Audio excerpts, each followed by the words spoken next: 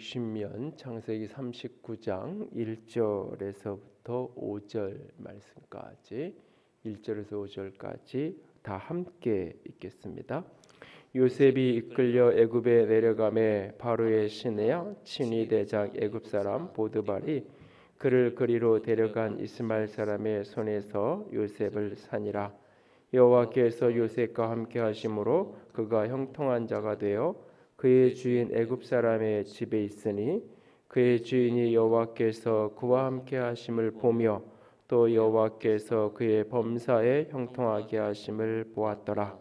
요셉이 그의 주인에게 은혜를 입어 섬김에 그가 요셉을 가정 총무로 삼고 자기의 소유를 다 그의 손에 위탁하니 그가 요셉에게 자기의 집과 그의 모든 소유물을 주관하게 한 때부터 여호와께서 요셉을 위하여 그 애굽 사람의 집에 복을 내리심으로 여호와의 복이 그의 집과 밭에 있는 모든 소유에 미친지라. 아멘. 기도합니다. 영광이 하나님, 사랑이 하나님, 이 시간 살아계신 주의 음성을 듣기 원합니다. 주께서 우리 가운데 말씀해 주시고 하늘의 생명과 하늘의 영광이 우리 가운데 가득할 수 있도록 충만할 수 있도록 주님께서 함께하여 주시옵소서. 아버지의 말씀으로 생명으로 온전히 붙들어 주시고 연약한 종을 십자가 뒤에 온전히 가려 주시기만을 간절히 원하며 주님만 드러나시기 원하며 우리 주님 예수님 이름으로 기도드렸습니다. 아멘. 삶이 그대를 속일지라도 슬퍼하거나 노하지 말라. 우울한 날들을 견디면 믿으라 기쁨의 날이 오리니 마음은 미래에 사는 것, 현재는 슬픈 것, 모든 것은 순간적인 것, 지나가는 것이니 그리고 지나가는 것은 훗날 소중하게 되리니. 러시아 문학의 아버지라고 불리는 알렉산드로 푸시킨의 시인 삶이 그대로 속일지라도입니다. 인생살이가 늘 내 맘대로 되어지지 않을 때가 많습니다. 늘 밝고 맑은 날을 꿈꾸어 보지만 굳은 날을 맞을 때가 참 많습니다. 오늘 날씨처럼 미세먼지에 온통 뿌연 것처럼 삶이 때로 그렇게 뿌연 그런 때를 만날 때가 종종 있습니다. 아니 그거보다 더한 억울한 일에 마음이 상하고 몸이 상할 때가 종종 있습니다. 바로 그와 같은 때에 우리에게 절실한 것이 있다면 바로 하나님의 은혜, 하나님의 페이버가 우리에게 절실하지 않나 생각을 하게 됩니다. 꿈꾸는 자 요셉은 영광스러운 꿈을 꾸었던 사람입니다. 그러나 그는 인생의 억울한 일로 말미암아 하염없이 나락으로 떨어져야 했던 사람입니다. 성경은 요셉이 입고 있었던 옷을 중요한 상징으로 사용하면서 그의 인생의 흐름이 흘러가는 모습들을 우리에게 잘 보여주고 있는 모습을 만나게 됩니다. 먼저 창세기 37장을 좀 보시면 우리가 익숙하게 많은 분들이 아는 것처럼 그가 창세기 37장 3절과 4절을 보면 그가 채색 옷을 입고 있는 모습을 그려주고 있습니다. 그 채색 옷을 입고 있는 요셉의 모습은 두 가지 의미가 동시에 담겨 있습니다. 채색 옷은 아버지 야곱이 요셉을 노년에 낳은 자식이기 때문에 그를 더 사랑했다라고 말하고 있습니다. 아버지의 사랑의 상징, 아버지의 사랑받는 아들의 징표가 그에게 채색 옷이었습니다. 동시에 그 채색 옷은 그에게 형제들의 시기와 질투 그리고 미움의 원인이 바로 그 채색 옷이었습니다. 채색 옷은 한편으로는 아버지의 사랑받는 아들의 이미지를 담고 있지만 또 한편으로 그 채색 옷은 형제들에게 미움받고 형제들에게 이렇게 이 시기를 받는 그런 어떤 옷으로 채색 옷이 그려주고 있는 것을 보게 됩니다. 그러던 그가 어느 날 그 채색 옷이 벗겨지는 장면을 만나게 됩니다. 창세기 37장 23절 24절에 보면 그의 그 옷이 벗겨진 채로 그는 구덩이에 던져지게 되는 것을 보게 됩니다. 옷이 벗겨진 요셉의 모습, 죽음의 위험 가운데 던져지게 되고 죽음의 구렁텅이로 그 구덩이로 떨어지는 요셉의 모습, 벌가 벗겨진 채로 그 채석옷이 벗겨진 채로 그는 구덩이에 던져져 있는 모습을 그려줍니다.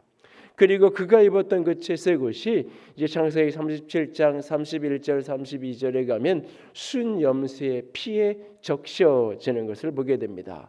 그가 요셉이 입었던 그 채색옷이 벗겨지고 이제는 그 옷이 그렇게 피에 적셔집니다. 그리고 그 옷은 죽음의 상징이 되었습니다. 요셉은 살았으나 죽은 존재가 되어서 살았으나 없는 것 같은 존재가 되어서 애굽의 노예로 종으로 팔려가게 되어집니다. 그리고 그렇게 피에 젖은 요셉의 채색옷은 요셉의 죽음의 증거가 되어서 요셉의 아버지 야곱의 손에 들려지게 되죠. 그렇게 요셉은 인생이 세상에 없는 사람과 같이 되어서 애굽으로 노예로 팔려가는 신세가 되게 됩니다.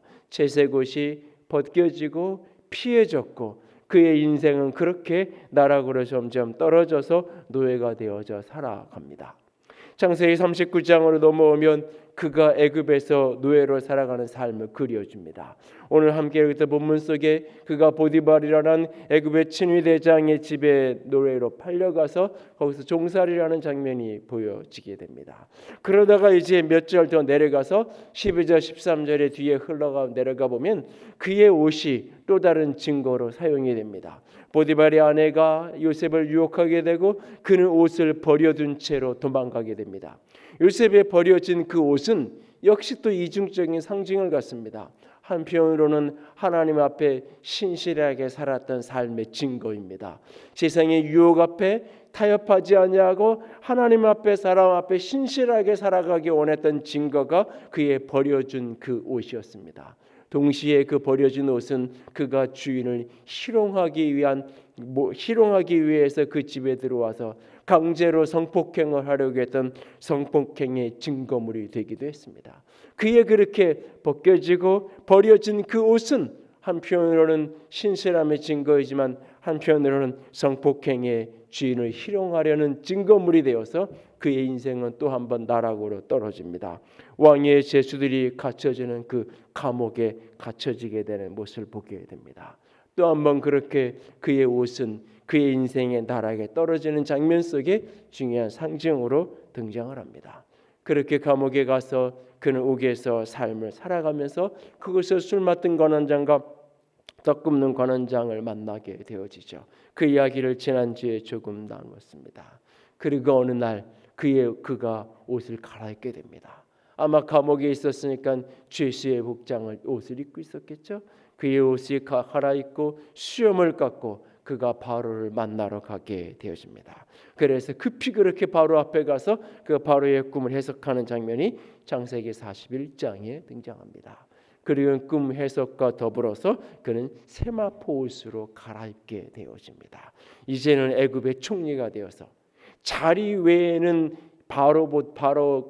바로의 모든 권위를 대리할 수 있는 왕이라는 그 직분 위치 말고는 요셉이 모든 권한을 위임받아서 바로의 대리자가 되어서 온 세상을 통치하게 되는 권세의 상징인 세마포 옷을 입게 되는 장면이 창세기 41장 42절에 언급되어지는 것을 보게 되어집니다. 그렇게 그는 애굽을 넘어 만 백성을 구하는 축복의 통로가 되었고 야곱의 가문을 구하는 언약의 은혜의 통로가 되었던 모습을 보게 되어집니다. 이렇게 요셉이 입었던 옷이 채색 옷이 그리고 그에게 버려지고 그리고 결국 그가 마지막에 세마포 옷을 입는 장면까지 그의 옷이 어떻게 변화되느냐에 따라서 그의 인생의 모습이 그려지고 있는 것을 보게 됩니다. 이 인생의 모습은 한편으로는 요셉이 얼마나 억울한 인생을 살아야 했는지 그 채색 옷이 피에 적셔지고 세상에 없는 사람이 돼서 팔려가는 그 인생 그리고 그렇게 하나님 앞에 신실하게 살기 원했던 그 버려진 옷이 성폭행의 증거물이 되어서 감옥에 갇혀야 했던 그 인생의 비참한 모습 그의 인생이 얼마나 억울했는지를 우리에게 잘 보여주는 상징인 것을 보게 됩니다. 그러나 동시에 억울한 그 인생 요셉은 늘 형통한 삶을 살았다 라고 말하고 있습니다. 특별히 창세기 39장은 요셉이 노예살이를 하고 감옥살이를 하는 장면을 그려주고 있는 장면이에요. 그런데 이 장면 속에 요셉이 형통했다라고 하는 표현이 수차례 반복되어지는 것을 보게 됩니다. 형통했다, 이 단어를 영어 성경에 보면 success라는 단어를 쓰고 있어요. 성공했다라고 하는 표현입니다. 이것을 오늘 조금 더 오늘 설교의 제목과 연관시켜서 다르게 바꾸면 잘 살게 되었다, 잘 되었다라고 하는 이야기입니다.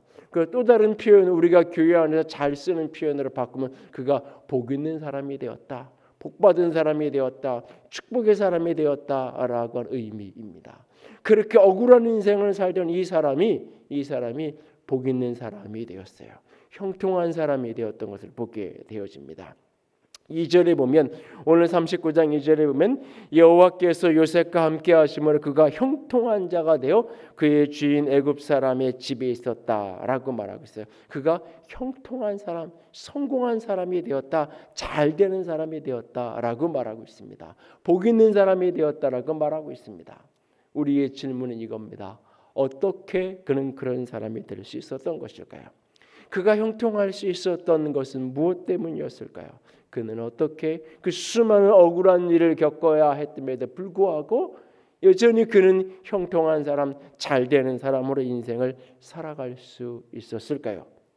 이것을 저는 때로는 이렇게 어떤 잘 되는 메커니즘, 복 있는 사람의 어떤 메커니즘을 여기서 발견하게 되는데, 요셉이라는 이렇게 사람이 있으면 한편으로는 하나님께서 여호와께서 요셉과 함께 하셨다는 표현이 계속해서 반복이 됩니다. 하나님이 그와 함께 하셨기 때문에 그는 형통할 수 있었고 잘 될 수 있었고 성공할 수 있었던 거예요. 하나님이 그와 함께 하셨기 때문에. 그러니까 지지난주에 이 노아가 하나님과 동행했다라고 하는 표현을 생각하면서 이 방향에 대한 이야기를 제가 했었어요. 노아가 하나님과 함께하는 것하고 하나님이 노아와 함께하는 것하고, 그래서 그 노아에 대한 이야기를 할 때는 노아가 어떻게 하나님과 함께했는가에 대한 이야기를 나눴는데, 오늘 본문은 그 반대 이야기죠. 하나님이 요셉과 함께하심으로 요셉이 형통한 자가 되었다라고 말하고, 성공하는 사람이 되었다고 말하고 있어요. 그런데 여기서 우리가 중요하게 놓치지 말아야 될 것들이 있어요. 하나님이 여호와께서 요셉과 함께하심으로 그가 형통했어요. 그런데 하나님이 요셉과 함께하는 모습이 요셉에게 어떻게 경험되어졌느냐는 것을 가만히 보면 그는 사람들에게 은혜를 입는 모습을 보게 돼요.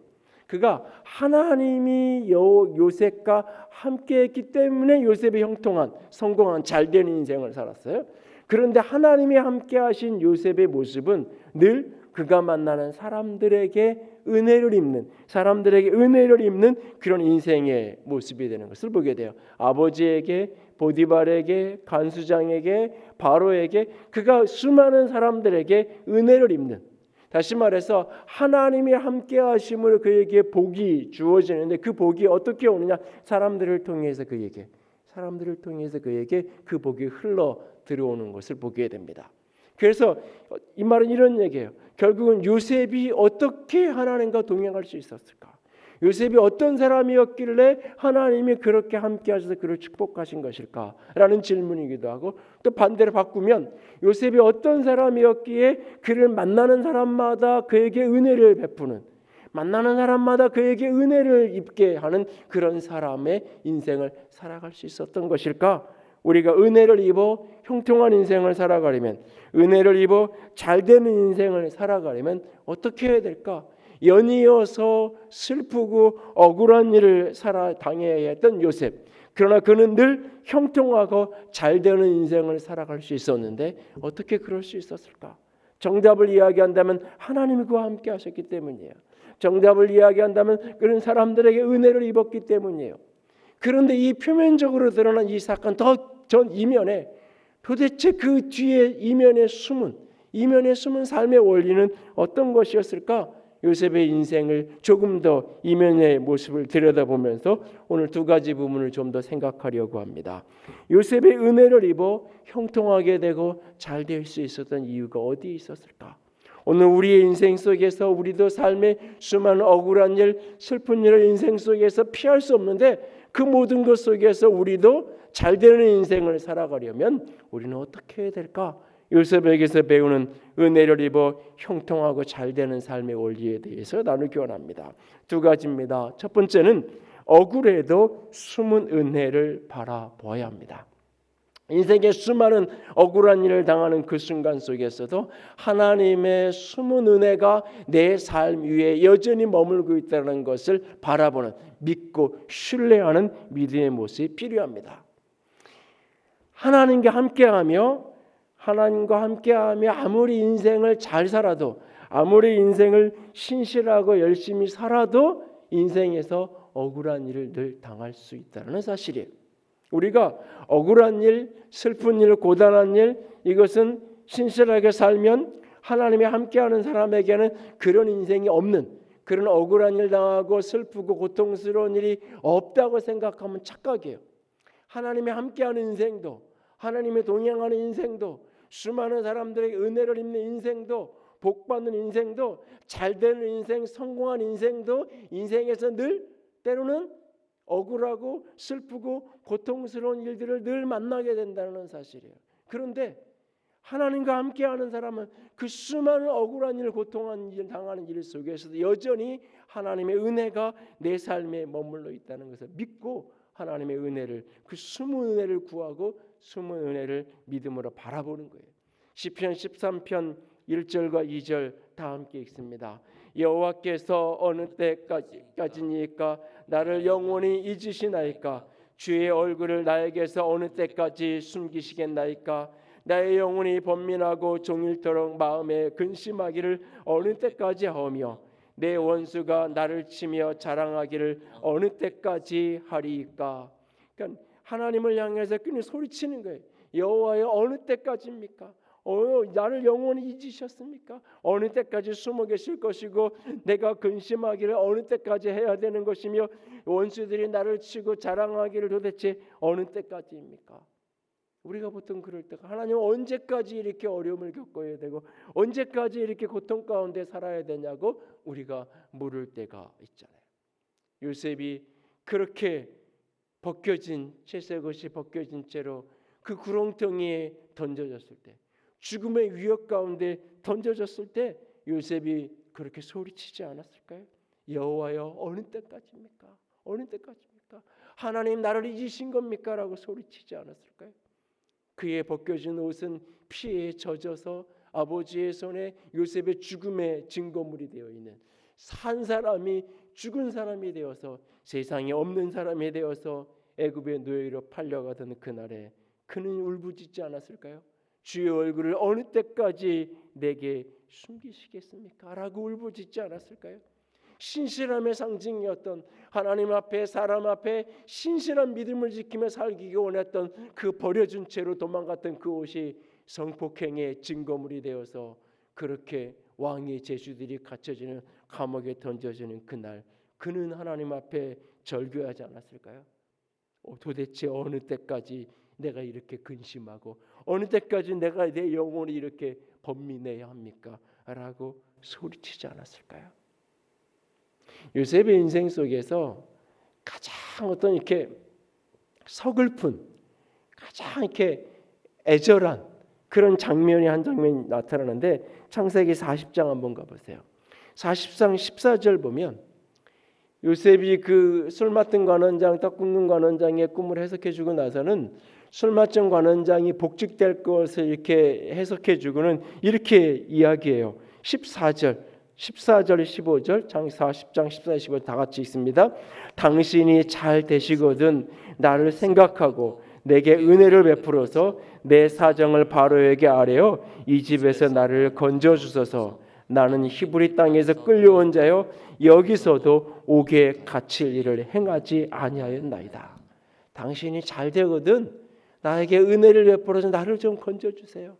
나는 히브리 땅에서 끌려온, 내가 자원해서 이렇게 젊은 날 내가 꿈을 가지고 당시의 세계의 대제국에 내가 빈 몸뚱이 하나 가지고 어떻게든 내가 인생을 성공하고 싶어 가지고 내가 그 태평양 건너 그 미국 땅에 갔던 우리의 때로는 많은 선배들처럼 그런 어떤 비전을 가지고 말리 타향살이 제국을 온 게 아니라 끌려온, 그리고 이곳에서도 나는 감옥에 올 만한 그런 삶을 산 적이 없어요.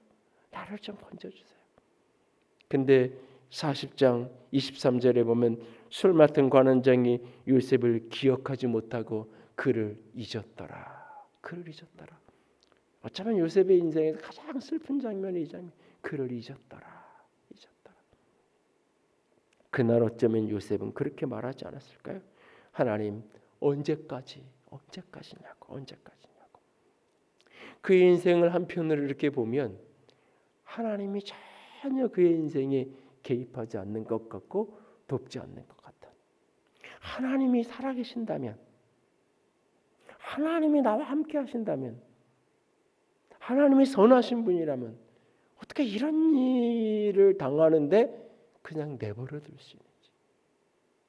형제들에 의해서 죽음의 위험을 겪는데, 세상에 없는 사람이 돼서 노예로 팔려가는데,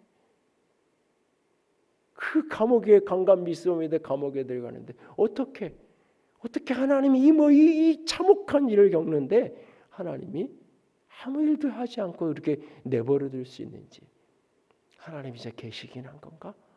이런 질문이 터져 나오는 그 순간이에요. 그런데 가만히 성경을 보면 바로 그곳에 하나님의 은혜가 있었다라고 말하고 있어요. 아버지는 그를 사랑했어요. 성경을 창세기 37장 3절에 보면 그 노년에 얻은 아들이어서 그를 사랑했다고 이야기해요. 근데요, 사실은 요셉의 동생이 있어요. 베냐민이라고. 더 늦은 나이에 얻은 것은 베냐민이에요. 그런데 요셉을 특별히 사랑했다고 이야기해요. 무슨 이유인지 그냥 갖다 설명을 붙이니까는 노년에 얻으나, 그 노년에 얻으리라는 아들이라는 표현도 그 밑에 동생도 분명히 있어요. 그럼에도 불구하고 아버지는 그를 그렇게 특별히 사랑하는 은혜가 그에게 있었어요. 오늘 함께 읽을 때 보면 창세기 49장 4절에 보면 그가 보디발의 집에 가서 종살이를 하는데 그 보디발에게 은혜를 입었더라. 주인에게 은혜를 입어서 그가 그 가정의 총무가 되고 그 모든 소유를 그에게 맡겼다. 주인에게 보디발에게 은혜를 입었다라고 말하고 있어요. 주인에게 은혜를 그 집에 수많은 종들이 없었을까요? 주인에게 은혜를 입었다. 그리고 39장 21절 22절을 가보면 21절에 가면 요셉이 간수장에게 은혜를 받게 하시매, 요셉이 간수장에게 은혜를 받았다라고 말. 간수장에게 은혜를 받았다. 그리고 그 술 맡은 관원장이 잊은 것 같았는데 2년여가 지난 어느 날 그가 기억하고 있어요. 잊었는데 아주 잊은 게 아니에요. 그리고 요셉에 대한 이야기를 꿈을 꾸고 해석할 사람이 아무도 없어가지고 번민하고 있는 바로에게 자신의 2년 전 경험을 이야기하죠. 그래서 요셉을 불러오게 해요. 요셉이 옷을 갈아입고 수염을 깎고 바로 앞에 가서 꿈을 쫙 해석을 해주잖아요. 그리고 꿈만 해석하는 것뿐만 아니라 그 해석에 합당한 처방까지 내려요. 7년 동안 풍년이 있을 거고 7년 동안 흉년이 있을 건데 이걸 어떻게 대비해야 되느냐? 풍년 동안 세금을 20%씩 걷어서 그것을 저축해서 그것을 전국의 방방곡곡에 창고를 지어서 그것을 비축해 두었다가 7년 흉년 때에 그것을 비축한 것들을 풀어가지고 흉년의 때를 견뎌내십시오. 단순히 피상적으로 그 꿈을 해석하는 7년의 풍년이 오고 7년 흉년이 온다는 겁니다라고 단순하게 꿈을 해석하는 게 아니에요. 그것을 어떻게 대비해야 되는지, 어떻게 그 상황을 극복해 가야 되는지 그의 지혜와 총명이 나눠지고 있어요. 그런데 성경에 아주 중요한 장면이 하나 등장해요. 41장 37절 가보세요. 41장 37절. 37절. 다 같이 읽습니다. 41장 37절. 바로와 그의 모든 신하가 이 일을 좋게 여긴지라. 좋게 여겼어요. 여러분 아무리 좋은 제안을 해도 받는 사람이 그걸 좋게 여기지 않으면 아무것도 아닌 거예요. 여러분 인생을 살다 보면 그럴 때가 있잖아요. 그때 그 친구가 했던 그 제안을 내가 받아들였으면 내가 지금보다 훨씬 더 성공한 인생을 살 수 있었을 텐데. 그때 그 친구가 그 제안을 나에게 해줬을 때 내가 그걸 받아들이고 내가 그 일에 함께했다면 내 인생이 지금과는 차원이 다른 인생을 살 수 있었을 텐데. 때로는 인생에 그런 되돌아보면 아쉬운 그런 게 있잖아요. 때로는 우리가 누군가에게 이런 권면을 하고 저런 권면을 했는데 그 사람이 안 들었을 때 나중에 세월이 지나서 그때 그 사람이 내 말만 들었으면 그 이야기만 받아들였으면 저 사람이 저렇게 인생이 고단하고 저렇게 힘들지 않을 텐데. 그런 어떤 안타까움이 마음에 있을 때가 있잖아요. 아무리 좋은 얘기를 해줘도 듣는 사람이 그걸 좋게 받아들이지 않으면 아무 소용이 없는 거예요. 요셉이 그 꿈을 해석해주고 이야기하고 처방까지 말했을 때 좋게 받아들였어요. 좋게 받아들이는 차원으로 끝나지 않고 야 네가 그것 좀 해봐. 뭘 믿고 맡겨요? 뭘 믿고? 캐리어가 있어요? 경력이 있어요? 학력이 있어요? 배경이 있어요? 세력이 있어요? 뭘 믿고 그 사람에게 맡겨요? 정치는 현실이잖아요. 총리의 역할이라는 것은 그냥 뭐 아무나 내가 좋아하는 사람이라고 갖다가 덜컥 앉혀놓는다고 총리가 되는 게 아니잖아요. 마음 좋은데 실력 없는 사람 앉혀놓으면 온 나라가 고통받는 거잖아요. 한 사람만 그냥 실수하고 에이 내가 좋은 경험했네.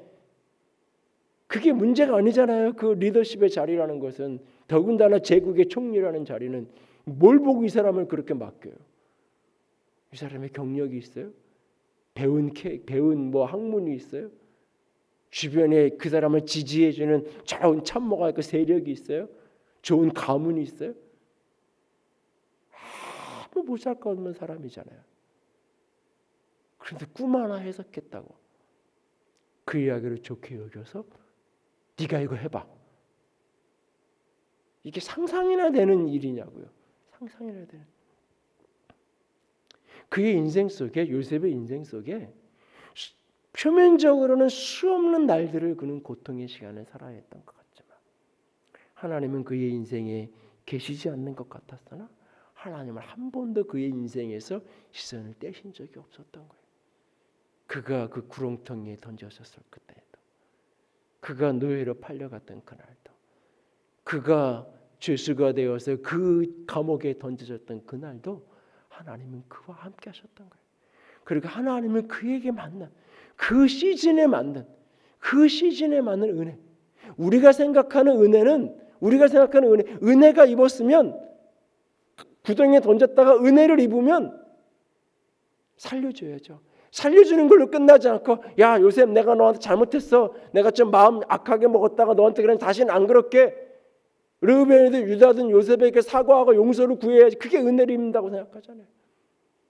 노예의 주인에게 은혜를 입었으면 내가 너 은혜 베풀어 줄게. 너 자유해. 너 다시 네 고향으로 가. 너 억울하게 너희까지 팔려왔다며. 너 네 아버지 집에 다시 가. 그게 은혜를 입는 거잖아요. 간수장에게 은혜를 입었으면 무죄가 확증돼가지고 무죄 방면돼서 보상까지 받아가면서 무죄로 방면되는 게 은혜를 입는 거잖아요. 우리가 기대하는 은혜를 입는다는 것, 우리가 고난의 때에 억울한 일 당했을 때 우리가 생각하는 은혜, 우리가 생각하는 복과 하나님이 부신 은혜가 다른 거예요. 그래서 이게 감추어진 은혜, 숨은 은혜. 그래서 하나님은 끊임없이 우리에게 은혜를 베푸는데 우리는 끊임없이 하나님이 침묵한다고 얘기하는 거예요. 하나님이 안 계신다고 얘기하는 거예요. 그래서 진짜 언제까지 내가 이렇게 고통당해야 되느냐고 우리는 이야기하는 거예요. 시편 13편의 시인이 그렇게 어느 때까지냐고 소리치던 시인이 5절 6절에 가면 이렇게 고백을 해요. 시편 13편 5절 6절 같이 읽습니다. 나는 오직 주의 사랑을 의지하여 싸우니 나의 마음은 주의 구원을 기뻐하리다. 내가 여호와를 찬송하리니 이는 주께서 내게 은덕을 베푸심이로다. 이 시인은 어느 때까지냐고 하나님 앞에 호소하지만 그 호소가 불신앙의 호소가 아니에요. 원망의 호소가 아니에요. 하나님 도대체 언제까지 내가 이렇게 힘들어야 돼요? 사람들 앞에 원망하며 그 소리를 하는 게 아니에요. 기도의 자리에서 하나님 어느 때까지입니까? 하나님을 향한 믿음을 포기하지 않고 하나님을 향한 사랑을 포기하지 않고 하나님의 은혜에 대한 기대를 버리지 않고 하나님 앞에 엎드려져서 오늘 그 기도를, 그 부르짖음을 외치고 있는 거예요. 롤랑 조페 감독의 영화 미션에 로드리고 수사만큼이나 제 가슴속에 깊이 각인되어 있는 인물 가운데 한 사람이 엔도 슈사크의 소설 침묵에 등장한 로드리게스 신부예요. 17세기 일본에 선교화된 예수의 신부들과 그 핍박과 고난과 순교의 이야기를 그려주고 있는 엔도 슈사크의 침묵은 어디에도 하나님, 그 제목 침묵이라는 제목처럼 어디에도 하나님이 존재하지 않는 것 같은 그 참혹한 박해의 현장을 살아가면서 하나님 도대체 어디에 계시는지, 하나님의 실존, 신앙의 본질을 묻는 그런 글인데요. 일본의 나가사키의 엔도 슈사크 문학관에 가면 그 앞에 침묵의 비라고 비석이 하나 서 있는데 거기 이렇게 써 있어요. 인간은 이리도 슬픈데 주여 바다가 저리도 푸릅니다. 인간은 이리도 슬픈데 바다는 저리도 오늘도 저렇게 푸르고 아름답다고. 인간이 이렇게 슬픈데 하나님 도대체 어디에 계시냐고. 인간이 이렇게 고통당하고 있는데 하나님 도대체 어디에 계시냐고. 아니, 하나님은 오늘도 저 바다가 푸른 것처럼 오늘도 그 속에 일하고 계신다고. 그 참혹한 핍박의 고통을 지나가는데 하나님이 그 고통의 현장 속에 우리 주님께서 함께 고통받고 함께 고난의 현장 속에서 그 고통당하는 순교자들과 함께 동행하고 있는 그 모습을 소설은 그려주고 있어요. 오늘 우리의 인생 속에서도 우리는 물어요. 하나님 도대체 어디에 계시냐고. 우리는 하나님이 나와 함께 하셔서 내가 형통한 사람이 된다고 생각하면 나에게 억울한 일은 없어야 된다고 생각해요. 나에게 슬퍼할 일은 없어야 된다고 생각해요. 그런 일을 겪지 않는 게 은혜를 입는 거라고 생각을 해요. 아니요, 그렇지 않아요. 하나님과 함께하는 인생, 그 인생도 인생의 곳곳에 굳은 날이 있고 인생의 곳곳에 억울하고 슬프고 고통한 어떤 순간이 있어요. 삶이 나를 속이는 것 같은 그 고통스러운 순간을 지나가게 돼요. 그런데 바로 그때 우리는 묻는 거예요. 하나님의 숨은 은혜가 내 위에 머무는 것을 믿는 것. 그게 하나님과 함께 하심을 믿는 사람이에요. 그가 하나님과 오늘도 동행하심을 붙들고 살아가는 형통한 사람이에요. 바로 그때 하나님의 숨은 은혜가 나와 함께 하심을 믿는 것. 하나님의 페이버가, 하나님의 은혜가 내 위에 머물고 있다는 것을 믿음으로 바라보는 것. 그리고 그 믿음이 있는 사람은 두 번째로 억울해도 잘 살기를 멈추지 않습니다. 억울해도, 때로는 고통스러워도, 때로는 너무나 힘들어도 오늘도 여전히 잘 살기를 멈추지 않아요. 잘 산다라고 하는 이 말은, 잘 된다 이 말은 뉘앙스를 어떻게 쓰느냐에 따라서 사실은 이중적인 의미를 가진 단어예요. 잘 산다, 부자로 산다, 세상 말로 성공했다라고 하는 의미일 수 있어요. 그러나 잘 산다는 말은 또 다른 의미로 이거는 바르게 산다, 바르게 산다라는 의미이기도 해요. 성숙한 사람이 되어 살아가는 것을 이야기해요. 이것을 또 다른 말로 표현을 하면 누군가에게 은혜를 베풀며 살아가는 사람이에요. 은혜를 베풀며 살아가는 사람. 여러분 살다가 억울한 일 당하고 힘든 일을 당했는데 이게 내가 잘못해서 이런 일을 당했을 때는 깨닫고 고치면 돼요. 그런데 나름 내가 생각하기에 잘 산다라고 생각했는데, 나름 바르게 살았다고 생각했는데, 나름 신실하게 살았다고 생각했는데 억울한 일을 당하면 사람은 더 이상 그렇게 살고 싶지 않아요. 더 이상 바르게 살고 싶지 않고 더 이상 신실하게 살고 싶지 않아요. 내가 참 위에 상사에게 내가 내 나름대로는 최선을 다해서 신실하게 했는데 결국 어느 날 뒤통수 치는 그런 경험을 하고 나면 다시는 내가 그 사람에게 신실하게 살고 싶지 않아요. 아니 내가 다른 직장을 옮겨서도 지난 직장에 한번 그런 경험을 하고 나면 내가 그렇게 살아가고 싶지 않은 법이에요. 근데 바로 그때가 바로 묻는 거예요.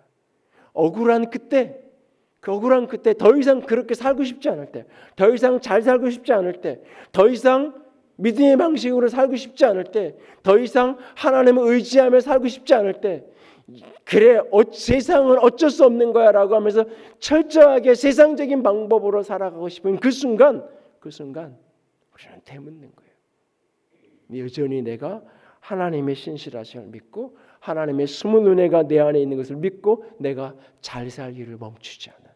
다른 말로 얘기하면 여전히 내가 누군가에게 은혜를 베푸는 삶을 그치지 않아. 은혜를 베풀기를 멈추지 않아.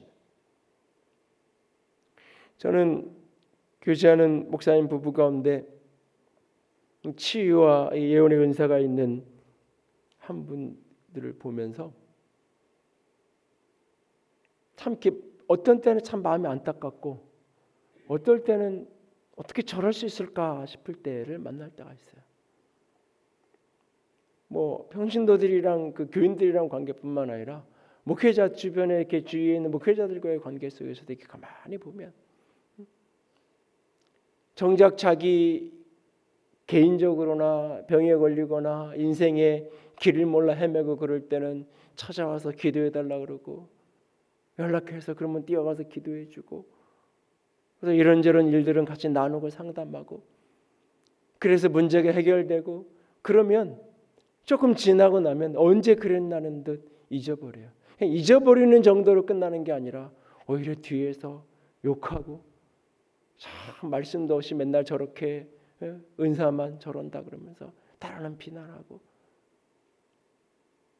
때로는 무당 취급하듯이 그렇게 손가락질하기도 하고 근데 또 어느 날 또 삶에 어려움이 닥치고 힘든 일이 닥쳐요.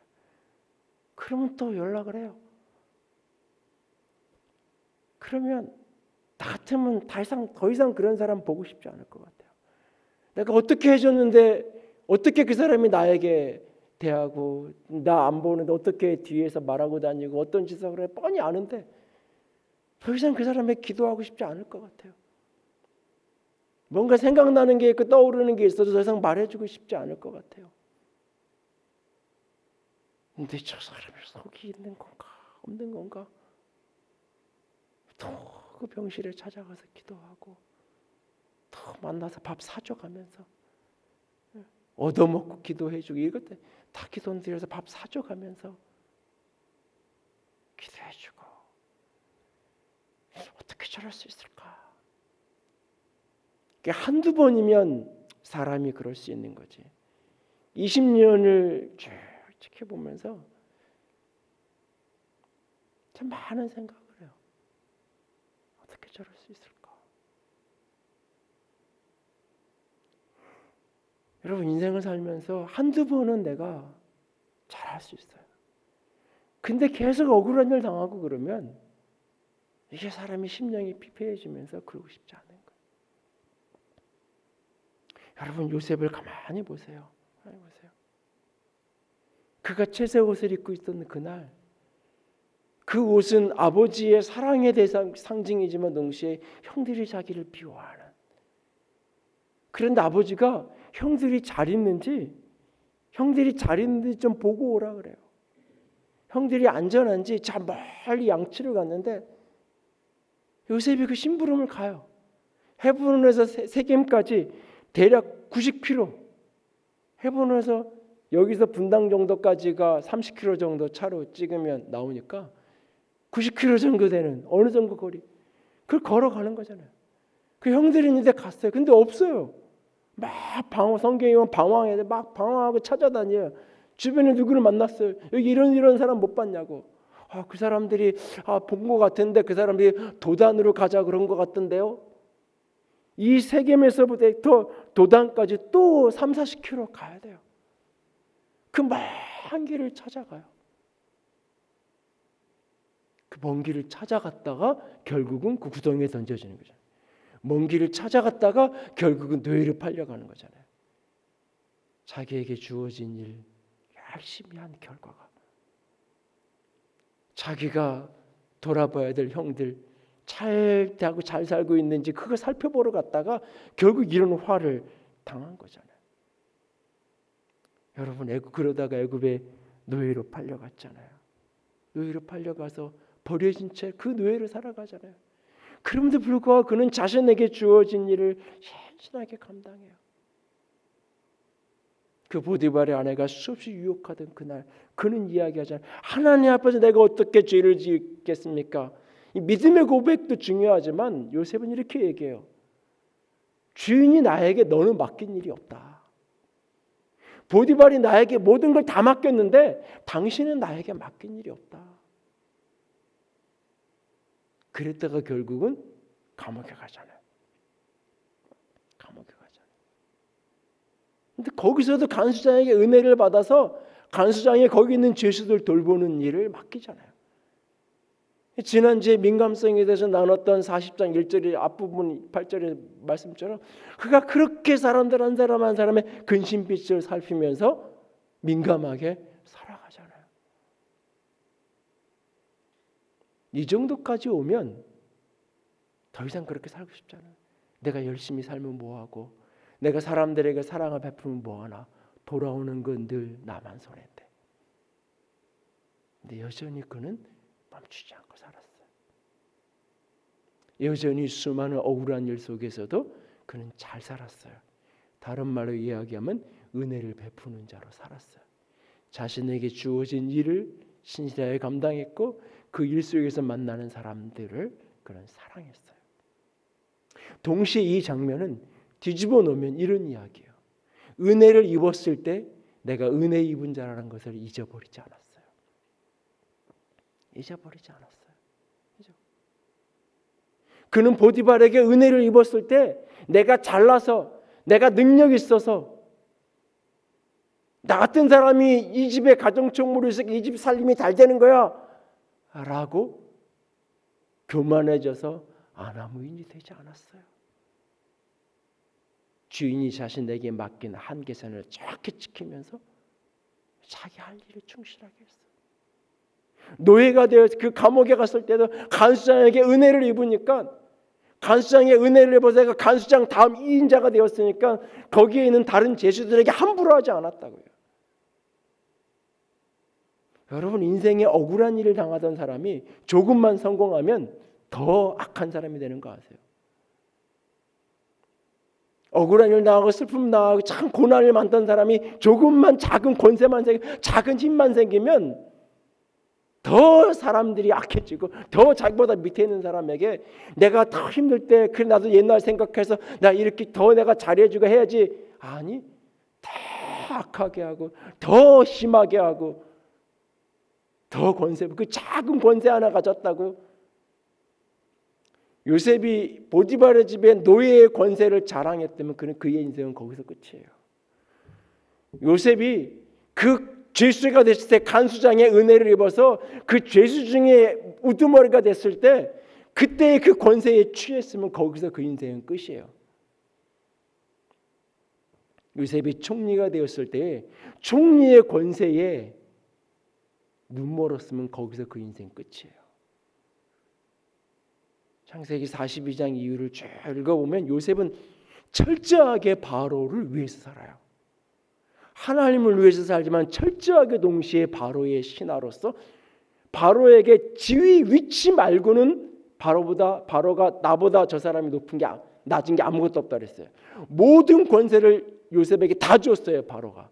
근데 바로는 철저하게 그 모든 식량 배급과 모든 일을 결정할 때 철저하게 바로를 위해서 결정을 해요. 자신에게 은혜를 베푼 사람을 그는 철저하게 은혜를 베풀지 않은 사람이에요. 내가 은혜를 입은 자라는 걸 잊지 않는 거예요. 그래서 나에게 은혜 베푼 사람에게 철저하게 은혜를 갚으려고 최선을 다하는 인생을 사는 거예요. 이게 하나님을 향해서도 그렇게 가는 거예요. 그의 평생. 여러분이 요셉이라는 한 사람을 중심에 두고 이 은혜에 잘 되는 성공한 인생의 메커니즘을 자세히 좀 들여다보세요. 그냥 하나님이 함께 했으니까 성공했어. 그 하나님께 은혜를 입어 성공했어. 이 말 한마디로 단순화할 수 없는 많은 이야기가 요셉의 생애가 우리에게 교훈을 던져주고 있어요. 오늘도 인생을 살면서 참 우리는 밝은 날을 꿈꾸고 잘된 인생을 꿈꾸는데 여전히 굳은 날을 만나야 되고 여전히 억울하고 힘든 일이 우리의 삶에 찾아와요. 그때 요셉을 기억하세요. 요셉을 기억한다는 것은 어느 날 나도 그렇게 성공할 거야. 그냥 그 요셉의 끝자락만 바라보고 언젠가 그날이 올 거야. 하늘만 쳐다보고 있으라는 의미의 요셉을 바라보라 기억하라는 의미가 아니에요. 요셉의 그 어둡고 참혹한 시절에도 하나님의 은혜를 내 위에 은혜가 있다는 것을 잊어버리지 않았다. 내가 기대한 방식이 아니었지만 여전히 나는 은혜 받는 자로 여기 서 있었다는 하나님이 그것을 함께 하셨다는 것을 잊지 않고 하나님 발을 신뢰하고 바라보았던 요셉. 그리고 그 속에서 끊임없이 아무리 억울해도 잘 살기를 멈추지 않는, 잘 사는 사람이 잘 사는 거예요. 잘 사는 사람이 잘 사는 거예요. 어느 날 우연히 때를 만나서 잘 살게 되는 게 아니에요. 오늘 잘 사는 사람이 내가 주어진 일, 오늘 만나는 그 사람에게 은혜를 베풀고 사는 사람이 은혜를 덧내게 되는 거예요. 오늘 함께 읽었던 본문 5절에 가면 이렇게 말해요. 39장 5절에 요셉이 보디발의 집에 가정총무가 된 날부터 요셉의 그 집에 하나님이 복을 주셨다라고 말합니다. 하나님이 어떻게 복을 주셨을까요? 요셉을 통해서, 요셉이 하는 일을 통해서. 요셉이 열심히 살았어요. 결국은 누가 더 복을 받았어요? 보디발이 복을 받았어요. 요셉이 잘 된다는 것은 나 때문에 다른 사람이 복을 받는 거예요. 내가 은혜를 입었을 뿐만 아니라 그 은혜가 나를 통해서 흘러가서, 그래서 보디발은 요셉에게 은혜를 베풀고 결국은 요셉이 보디발에게 은혜가 흘러가는 거죠. 오늘 이 흐름을 가슴에 기억하고 인생의 어떤 억울한 일을 만난다 할지라도 하나님의 숨은 은혜를 바라보고 여전히 잘 살기를, 은혜를 베푸는 신실한 자로 살아가는 것을 멈추지 않기를 주님의 이름으로 부탁을 드립니다. 함께 찬양합니다. 오직 예수뿐이네, 은혜 아니면 살아갈 수가 없네, 호흡마저도 다 주의 것이니. 함께 고백하며 찬양합니다. 은혜 아니면, 은혜 아니면 살아갈 수가 없네, 호흡마저도 다 주의 것이니. 세상 평안과 위로 내게 없어도 예수, 오직 예수뿐이네.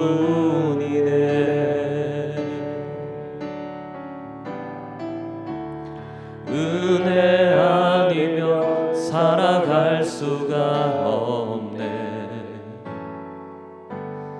호흡마저도 다 주의 것이니. 세상 평안과 위로 내게 없어도 예수, 오직 예수뿐이네.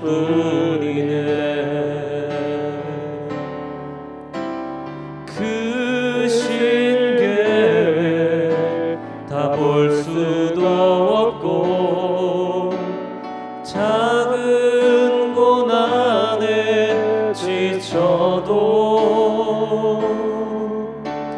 주께 묻기 나의 모든 삶 버티고 견디게 하시네.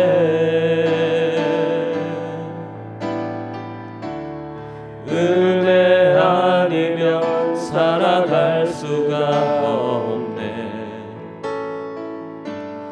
나의 주께 맡기니 참된 평안과 위로 내게 주신 주 예수 오직 예수뿐이네.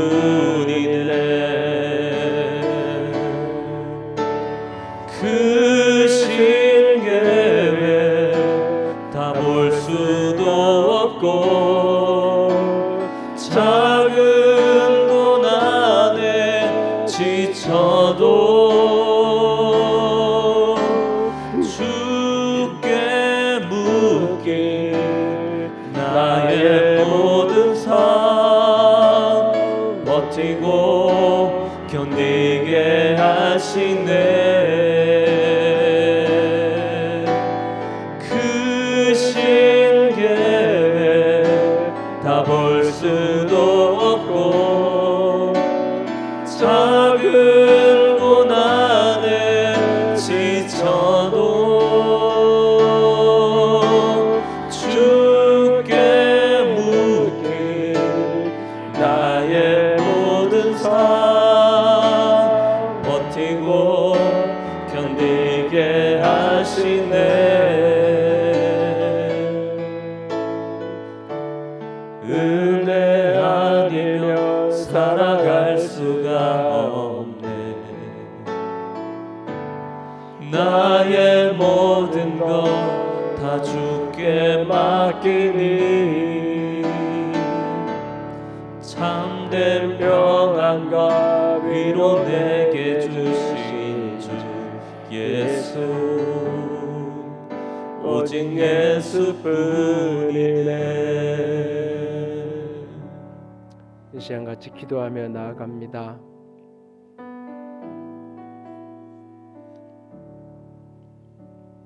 하나님, 오늘도 억울한 일을 만나게 나가 있고 오늘도 슬프고 고단한 일이 내게 있습니다. 믿음으로 사는데 신실하게 살아가려고 애쓰는데 비바람이 너무 세차게 내 인생에 몰아치는 그 한복판을 지나갑니다. 주님, 더 이상 신실하게 살고 싶지 않고 더 이상 믿음으로 살고 싶지 않고 내 맘대로 그냥 세상 사람 사는 대로 살고 싶을 때가 너무 많습니다. 주님, 그러나 주님, 다시 또 주님 앞에 와서 엎드렸습니다. 어느 때까지이냐고 호소하며 주 앞에 엎드렸습니다. 주여, 당신의 은혜를 내게 덮어 주시옵소서. 여전히 억울함에도 불구하고 잘 살고 싶습니다. 여전히 은혜의 사람으로 살고 싶습니다. 여전히 내게 주어진 일에 신실하고 여전히 내가 만나는 사람들에게 은혜를 베푸는 자로 살아가고 싶습니다. 주님, 그렇게 살 수 있는 힘을 주시옵소서. 버티고 견딜 수 있는 힘을 주시옵소서. 같이 기도합니다. 사랑의 하나님, 영광의 하나님, 주님만을 바라봅니다.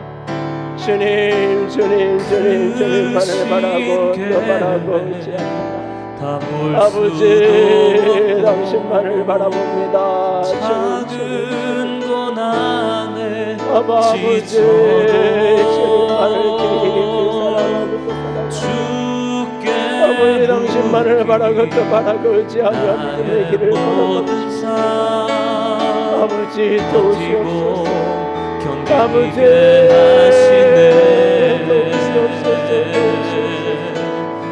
주님의 영광과 주님의 사랑과 주님의 생명으로 가득 아버지, 기름 부어주시옵소서. 아버지, 덮어주시옵소서. 아버지, 끝까지 믿음으로 살아갈 수 있는 믿음의 영광을 주시옵소서. 하나님, 당신의 숨은 은혜가, 하나님, 내 침묵 속에 숨은 은혜가 있음을 내가 믿습니다. 아버지의 사랑하심을 내가 믿습니다. 아버지의 은혜를 믿습니다. 아버지, 그럼에도 불구하고 아무리 억울해도 아버지의 살살기는 멈추지 않겠습니다. 은혜 베푸는 삶을 멈추지 않겠습니다. 아버지, 나와 함께 하심을 믿고 오늘도 은혜를 베푸는 자로 살아가기를 축복합니다. 아버지 도우시옵소서. 나의 모든 삶 아버지 견디게 하시네. 그 신계를 다 볼 수도 없고 작은 고난에 지쳐도 주께 묶인 나의 모든 삶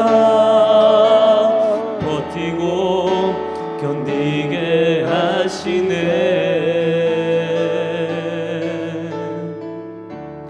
은혜 아니면 살아갈 수가 없네.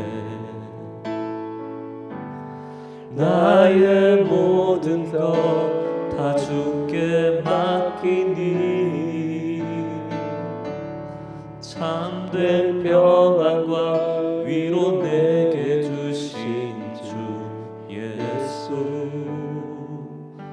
오직 예수뿐이네. 주님 하나님께서 요셉과 함께 하셨고 비록 우리가 기대하는 요셉이 기대했던 것과는 다른 은혜였으나 하나님은 늘 그를 은혜로 붙드셨고 요셉은 그 속에서 늘 하나님을 향한 신실함을 잃어버리지 않았고 은혜 베풀기를 잃어버리지 않았고 하나님과 함께하는 자로 그렇게 살았던 것처럼 그래서 마침내 하나님의 비전의 자리, 하나님이 세우시는 자리, 하나님이 목적하는 자리에서 만 백성을 구원하고 하나님의 언약을 잇는 축복이 되었던 것처럼 아버지 우리의 인생이 그렇게 살아가는 인생이 되기 원합니다. 주님 우리를 붙들어 주시옵소서. 주님 우리를 붙들어 주시옵소서. 주의 은혜만을 붙들고 사는 영광의 사람들 되게 하여 주시옵소서. 주님 사랑합니다. 주님 의지합니다. 우리 주님 예수님 이름으로 기도드렸습니다. 아멘. 이제는 우리 주 예수 그리스도의 은혜와 하나님 아버지의 놀라우신 사랑하심과 성령 하나님의 교통하시며 기름 부으시는 그 은혜가 오늘도 은혜 아니면 살아갈 수 없음을 고백하며 그 은혜를 구하며 주 앞에 엎드린 모든 이들이 위해 이제로부터 영원토록 함께 있을지어다. 아멘.